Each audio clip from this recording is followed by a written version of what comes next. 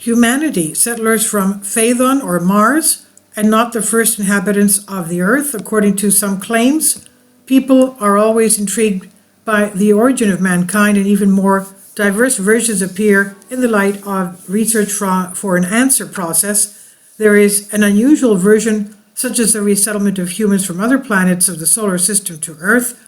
To be more precise, the relocation from Mars or Phaethon.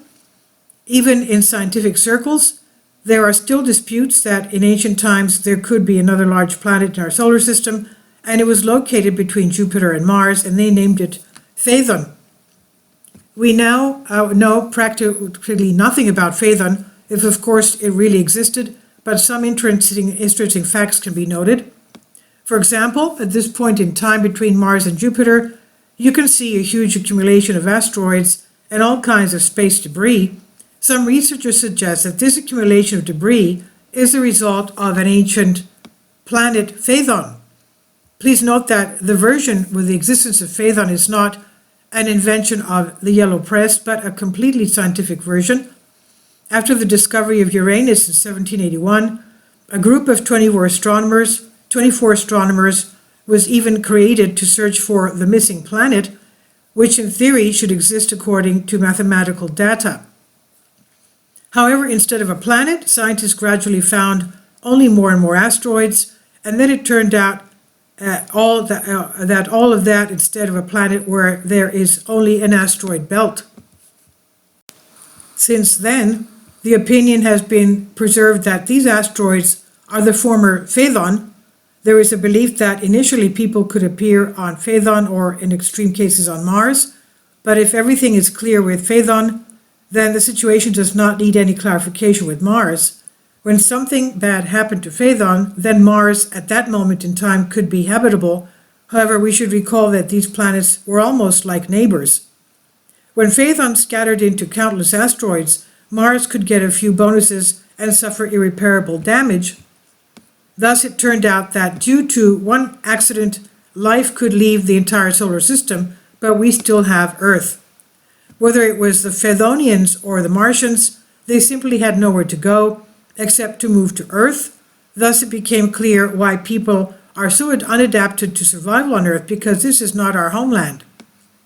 Our bone structure, biological rhythm, lack of claws, and other characteristics could be initially adapted to completely different conditions, which is why life on Earth is so difficult for us.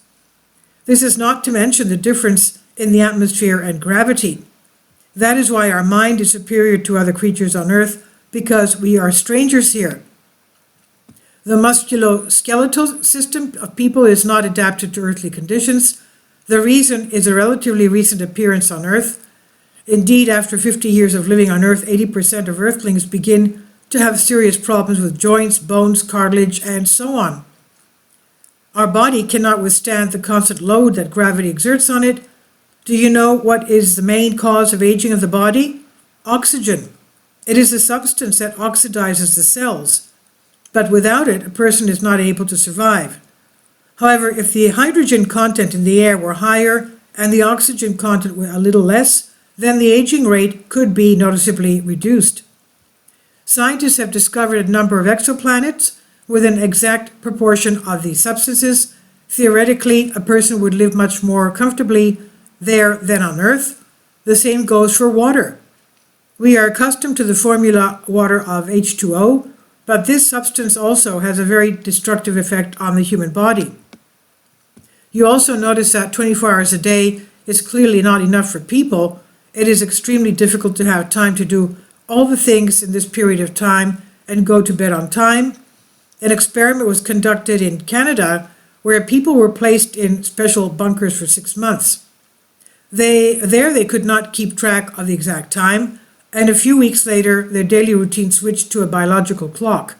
It turned out that the human genome contains information about the 28-hour schedule. The scientists modeled Phaethon's flight trajectory, made adjustments regarding the forces of attraction of neighboring planets, and it turned out that it was there that the day lasted about 27 hours and 56 minutes, that is almost 28 hours. According to approximate estimates of scientists, Phaethon disappeared about 16 million years ago.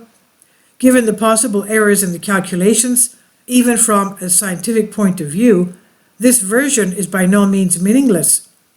It's interesting that in the solar system, there were theoretically 3 planets in the belt of life: Earth, Mars, and Phaethon. It is with the 3rd planet that researchers associate human origin.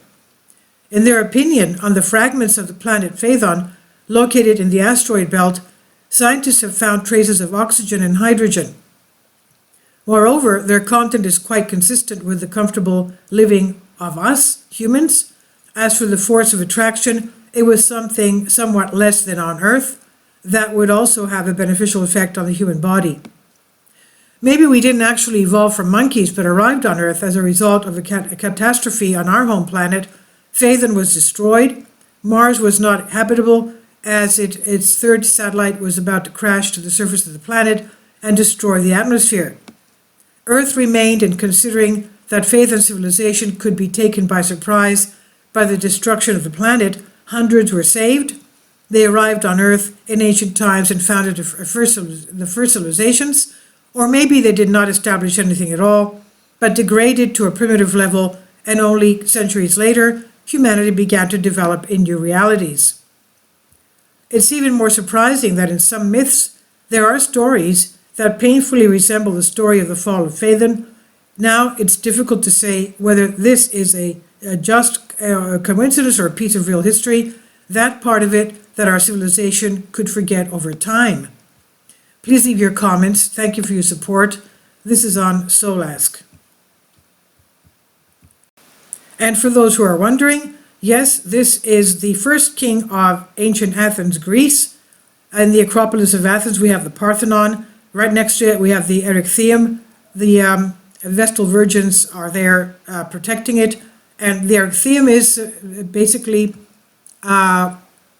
the temple of Erechtheus, the first king of Athens. And as you can see, the top half of the body was a man, and the bottom half was a reptile, the bottom half of a snake. This was supposedly the first king of Athens, Greece, and of course he is a reptilian. Please leave your comments, and thank you for your support. Kindly support my Patreon account. The daily posts are 5 videos daily, and they are totally different from what I have on my YouTube channel. Thank you so much for your support, and that you find all my content so interesting. You'll find the Patreon account details in the description box.